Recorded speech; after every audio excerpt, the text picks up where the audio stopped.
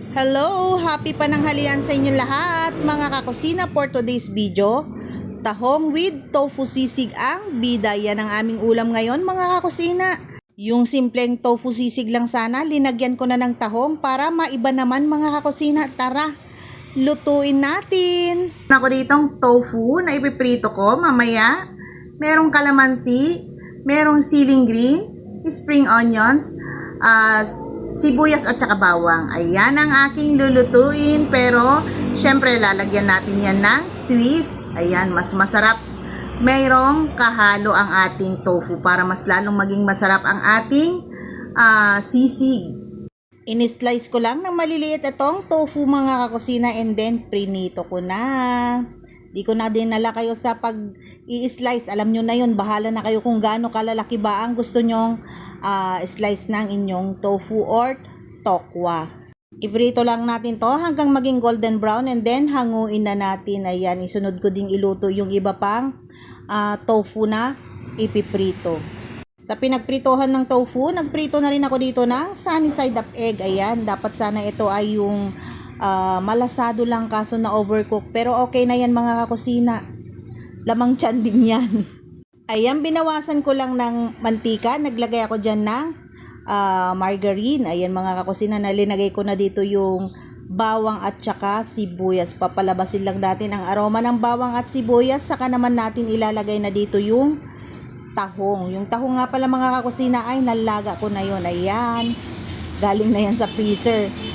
Ayan mga kakusina, igigisa ko lang ito na tahong.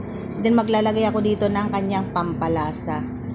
Ayan, linagyan ko lang dito ng paminta at saka ng oyster sauce mga kakusina. And then hinalo-halo ko na para kumapit ang lasa sa ating tahong na ginigisa. And then isusunod ko naman ilagay dito yung sibuyas at saka yung siling green. Ayan, halu-haluin lang natin ang ating linagay na sibuyas at siling green at saka yung kalamansi. Ayan, magpipiga ako dito ng 2 kalamansi mga kakusina para kumapit ang lasa niya sa ating ginigisang tahong. Para mawala din ang kanyang lansa mga kakusina. Ayan. At saka natin ilagay dito yung ating prinito na tofu. Ayan mga kakusina. Itong tofu lang okay na sa akin to pero mas masarap na merong ibang halo naman ang ating tofu sisig. Kaya ayan, naging tahong tofu sisig. Ayan mga kakusina, halu-haluin ko lang ito and then maglalagay na ako dito ng mayonnaise. Alam nyo naman na hindi kompleto ang ating sisig kung walang mayonnaise. At maglalagay na rin ako dito ng isang oyster sauce. Ayan mga kakusina, and then halu-haluin ko na itong aking ginigisa or nilulutong pang sisig. Ayan, mekos-mekos nga lang yan. And then maglalagay tayo dito ng